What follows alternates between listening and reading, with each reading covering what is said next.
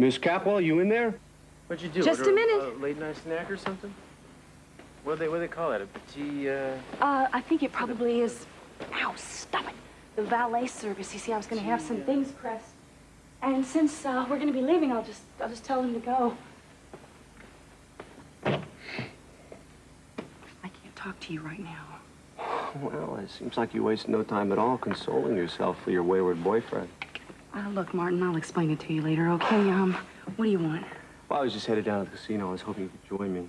You see, it seems to me if I'm going to rush off to Santa Barbara and whisk Tori away, I need to know a little more about what I'm going to find. Look, I need to talk to you about that before you do anything, all right? How about if I'll meet you in the casino in an hour? Okay.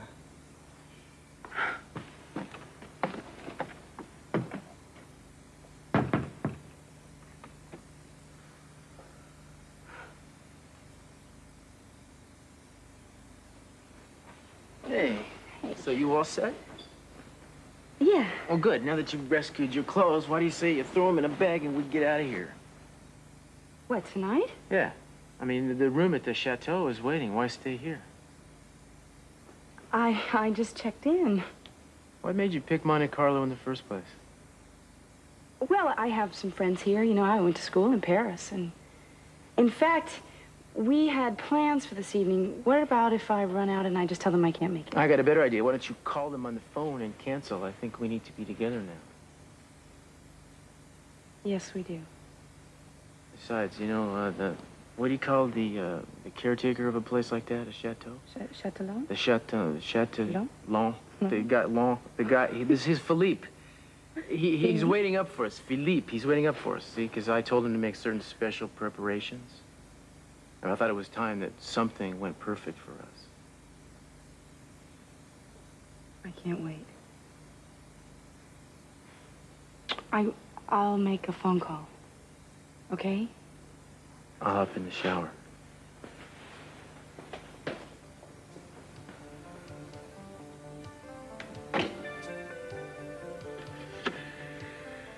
Ernest Pala. Zut. Parlez anglais? Yes, I'd like to leave a message, thanks. My name is Eden Capwell.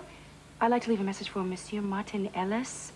Tell him to please don't leave for the United States until I speak to him. It is no longer necessary. Ce n'est plus nécessaire. No, there's no way he can contact me. I'll have to reach him. Merci bien.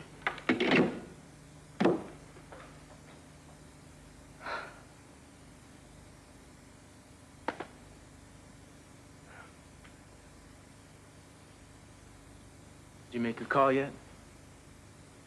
Yes, I made my call. And why aren't you packed? Because I am lazy and worthless. Yeah, and what else? And very hard to handle. And what else? And I'm gonna rip this towel off of you in about 2 seconds. And what else? Pack it in my suitcase. I steal the towels from hotels. Not when you travel with a cop, you don't. I'll have you extradited. Oh, and what else? And take you into custody. What else? And subject you to various forms of interrogation. What's that? That's when I ask you a question, and you say yes. And what's the question? Yes.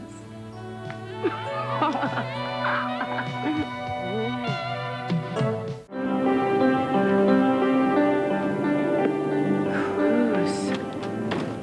Is it okay? It's gorgeous. The Château des Anges was built in the year 1388 for the Duke Henri de Magon. I wonder if we're gonna look this good in 600 years. It's awfully big for one man, don't you think? 2 mademoiselles and a few dozen servants. You see, he lived here with his only son, Edouard de Bourgogne, who unfortunately died at the very early age of 24. Aha, so that would account for the ghosts. Oh, right, the ghosts, the ones that linger on in the halls and so on and so on. You see, like all legends, this one has been elaborated upon throughout the years for the sake of the tourists who seem to like this sort of thing. Do we like this sort of thing? No. You feel chilled, madame? Well, actually, I do just a little bit, but I think it's probably just this part of the room. Ah, c'est une cold spot. It never goes away. It's part of the old story. What is the old story? Are we gonna hear things that go bump in the night, Philippe? Well, according to the legend, Anne de Bretagne, the daughter of the cellar master, fell desperately in love with the young Duke, Edward, and they would meet night after night down in the wine cellar. And I dare say that they weren't there to discuss the vintages, monsieur. Well, those rascals. Oh, come on. I like this so far. Well, they were planning to run off together. At that moment, the old Duke arranged for the marriage of his son. Oh, it figures. Well, Anne was so upset at the announcement, she wanted to punish Edward.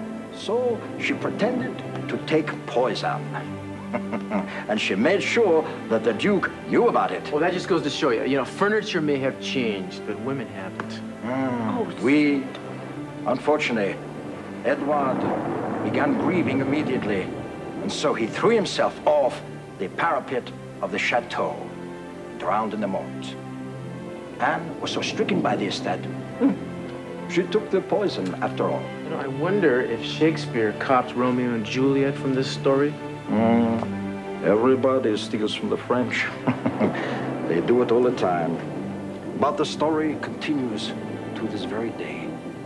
Every night, at the appointed hour, the ghost of Anne passes through the corridor here, on her way to the tryst down in the wine cellar. And the ghost of Edward has been observed on the parapet tower. Night after night, for centuries, they must act out this terrible tragedy. You will need fresh towels. You know, that's hot stuff. I can see where the tourists eat that kind of thing. Oh, I think it's tragic and romantic. I think we ought to be nice to Anne and Edward while we're here. I will have the towels brought to you, and I wish you a very nice stay. Thank you, Philippe. Listen, Philippe, before you leave, if I wanted to make a phone call, do I just dial to... Madame, I'm very sorry, but because of the electrical storm, the phones are not working. Perhaps tomorrow, huh? Good night. Au revoir. Merci beaucoup. Thank you very much. So, what do you think? Oh, I think it's wonderful and magnificent. And so are you.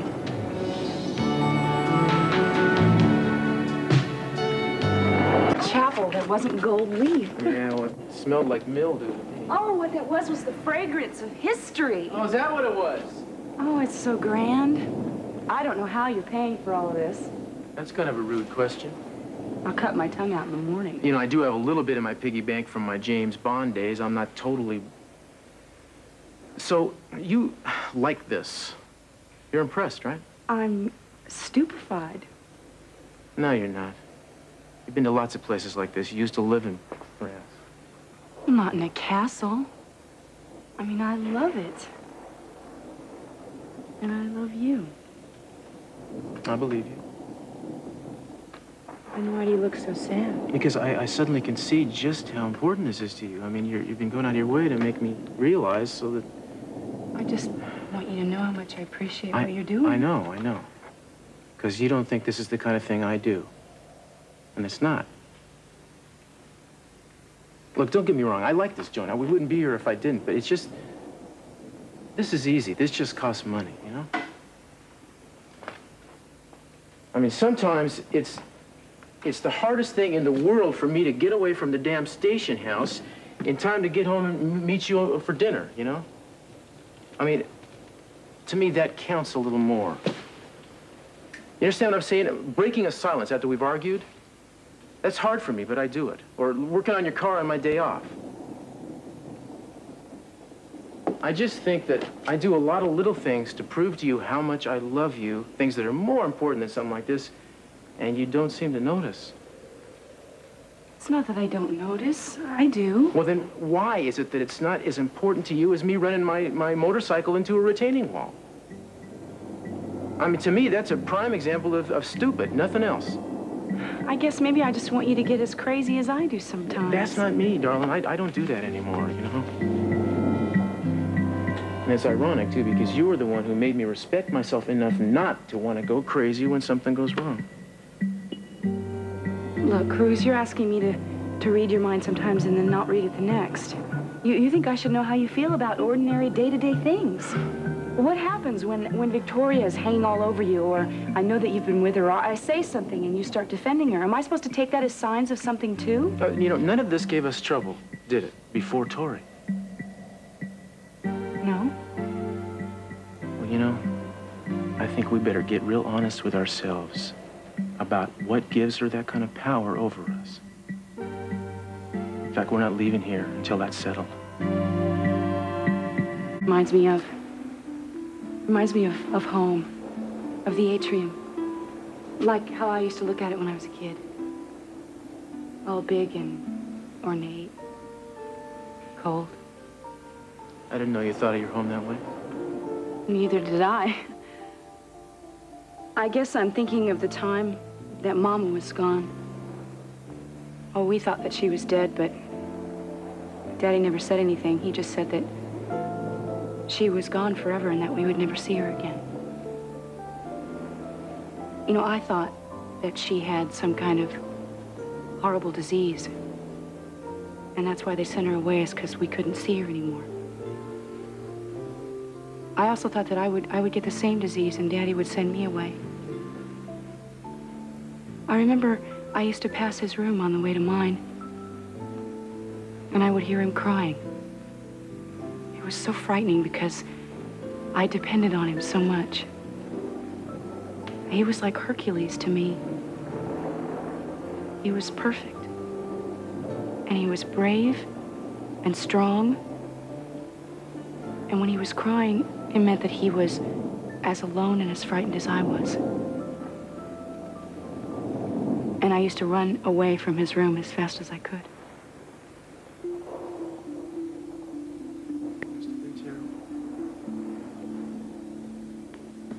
I guess I was lucky, you know. My parents had the perfect marriage, which I figured meant that they only wanted to kill each other one day in 5. What I'm saying about you and me is that I always feel like we're on red alert, like something's cropping up. Like what? I just don't want to take anything for granted. Well, you know, I wish you would sometimes. I mean, you treat our relationship, if it was a person, it'd be an invalid. You're always checking its pulse or taking its temperature. It's like you want to give it shots all the time to speed up its heartbeat. Do you know what I mean? What I'm trying to say to you is that I think I realize that no matter how much you promise me or you reassure me, I'm afraid that I'm going to be sent away. No, never. Well, like how it happened. Daddy sent me away. No, but it was nothing For that you 5 did. years. To Europe. As far away as he could send me. Eden, your daddy loves you. Don't you see what I'm saying? It was like I thought. Like a horrible disease I had imagined Mama had. Children don't understand. Well, neither do grown-ups. I test. I create impossible situations for you, just to see what will happen. What I know will happen. Eden, I am never going to send you away. But do you see why I get furious with me and you when things don't go right? You have let me hope that we can be happy. It's funny, you know, I play the flip side of that coin. And when things get weird, I just figure, well, you know, there's Eden.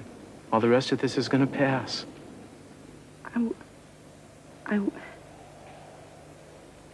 I will try to change. Yeah, you really just got to accept the facts. I'm right, you're wrong. Don't. I'm sorry. I'm sorry. I'm sorry. This is good, though, baby. This is what we've got to do here, you know? I mean, we're not going to iron everything out overnight.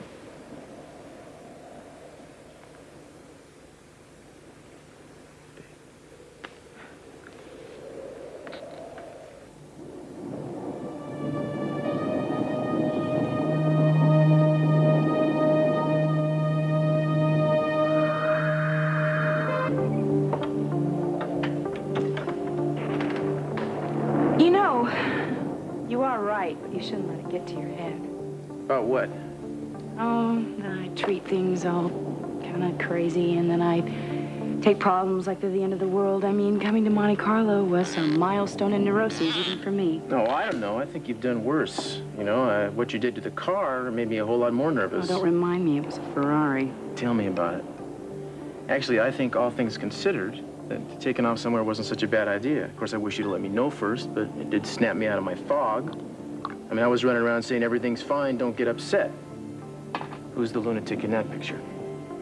Well, I would rather you have done that than gone the other way, said everything's not fine, time to panic. Baby, you got me to see the need and to take it seriously. And that's all you really wanted, isn't it? To happily ever after.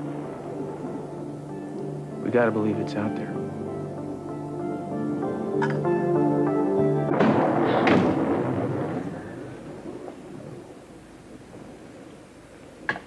Hey. What? Hey, I love you.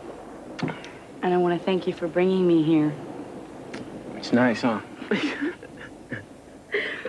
I feel very calm. Me too.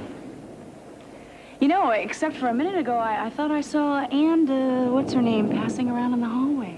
Really? Was she cute? Maybe It was we should... Philippe with the towels. Oh, doesn't the lady have an active imagination? Maybe you have an active imagination. I think I do. What would you do if I was dead? If you were dead, darling, I would hurl myself off the parapet Oh, into the help mud. me. What happened to that knot? Me and the Duke Jr., see, we're like... Get your hands up there, Edith. We were like soulmates. Oh, like totally soulmate? Totally awesome soulmates, like tubular mates. Well, I would take poison if I hadn't done it already. Well, I'm glad we've settled that contingency. And I would haunt the Orient Express, and I'd have a cold spot by the maitre d's stand. You already have one. And at the beach, and at your house, and at your office. Nellie, whoa, Santa Barbara's a big town. Yeah, well, if I had lost you, I'd have a lot of places to haunt. I would hire a ghost limo so I could cover a lot of ground. Baby, you can cover all the ground you want.